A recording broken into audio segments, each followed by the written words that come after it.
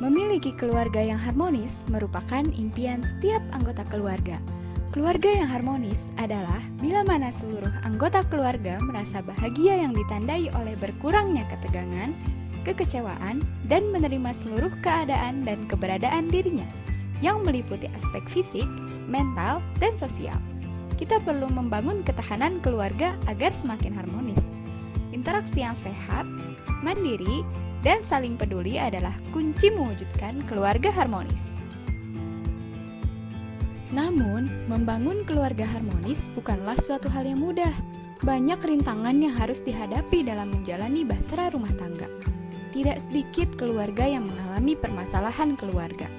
Hal tersebut disebabkan oleh faktor ekonomi, kekerasan dalam rumah tangga, kurang komunikasi, rasa jenuh, pengasuhan anak, atau perbedaan prinsip. Kasus perceraian di Indonesia semakin memprihatinkan. Dalam kurun waktu 4 tahun terakhir, tren perkara putusan perceraian di Pengadilan Agama seluruh Indonesia terus mengalami peningkatan sebanyak 3%. Ditambah lagi, situasi pandemi seperti saat ini yang membatasi aktivitas di luar rumah membuat kondisi ekonomi masyarakat menurun. Selain itu, situasi pandemi yang mengharuskan tetap berdiam diri di rumah membuat sebagian orang jenuh, hingga akhirnya melampiaskan emosinya dengan melakukan kekerasan kepada pasangan atau anak-anaknya. Padahal, perceraian memiliki dampak buruk terhadap anak, seperti mengalami kesedihan yang berlanjut, sulit percaya dengan orang lain, kehilangan kasih sayang, atau malu dan rendah diri sehingga anak menarik diri dari lingkungannya. Permasalahan dalam pengasuhan anak terjadi, salah satunya dikarenakan hilangnya sosok orang tua dari hidup mereka dan perhatian dari orang tua yang tidak mereka dapatkan seperti anak-anak lainnya dari keluarga yang utuh dan harmonis. Hal ini menjadi penting bagi orang tua maupun calon orang tua untuk memiliki wawasan hidup berkeluarga demi terciptanya keluarga harmonis. Dalam hal ini, perlu adanya perlakuan-perlakuan secara psikologis, seperti perlu adanya teman bicara untuk anak atau partner diskusi untuk orang tua. Namun, ada permasalahan, yaitu waktu dan biaya. Terutama kondisi pandemi seperti saat ini, di mana kita dibatasi untuk bertemu langsung dengan orang lain. Hal ini semakin menyulitkan kita untuk berkonsultasi. Dalam program kreativitas mahasiswa Karsa Cipta ini, kami merancang sebuah aplikasi berbasis mobile bernama Solukey, yang dapat menghubungkan pengguna dengan pakar atau ahli dan pemerhati permasalahan keluarga, yang selanjutnya akan disebut Soluker, yang dapat diakses kapan saja dan di mana saja. Tahapan pelaksanaan model prototyping. Siklus pertama adalah analisis meliputi studi literatur dan best practice. Siklus kedua desain, yaitu pembuatan blok diagram dan storyboard video. Siklus ketiga prototyping, yaitu pembuatan mock-up aplikasi. Berikutnya evaluasi. Pada siklus pertama evaluasi oleh dosen pendamping, siklus kedua oleh dosen BK, yang ketiga oleh calon user.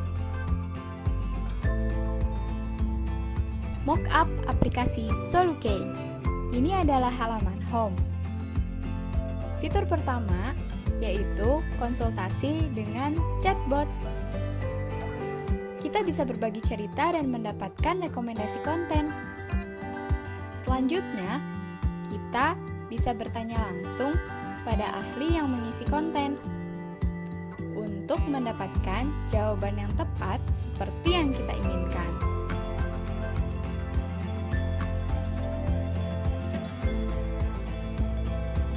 Fitur selanjutnya adalah pencarian konten. Ada artikel, video, podcast.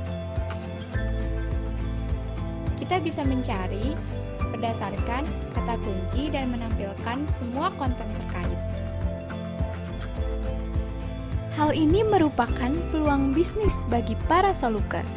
Aplikasi ini dapat dimanfaatkan untuk menaikkan personal branding para soluker sehingga pengembangan aplikasi yang mengintegrasi fitur teleconference dapat mewadahi aktivitas soluker dan bisa mendatangkan pendapatan bagi soluker.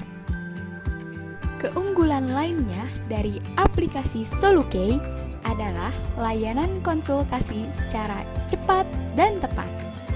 Perjalanan dalam merancang aplikasi tersebut meliputi diskusi dengan dosen pendamping,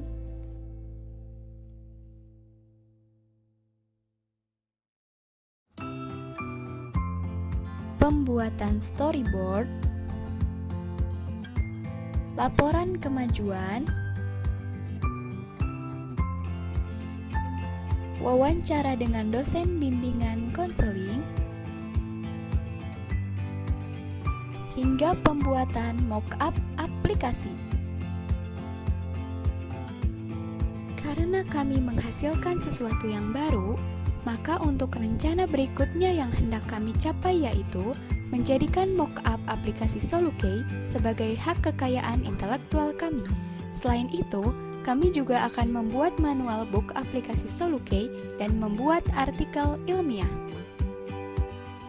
Besar harapan kami, rancangan konseptual yang berawal dari program kreativitas mahasiswa bidang Karsa Cipta ini dapat menjadi sebuah karya yang bermanfaat.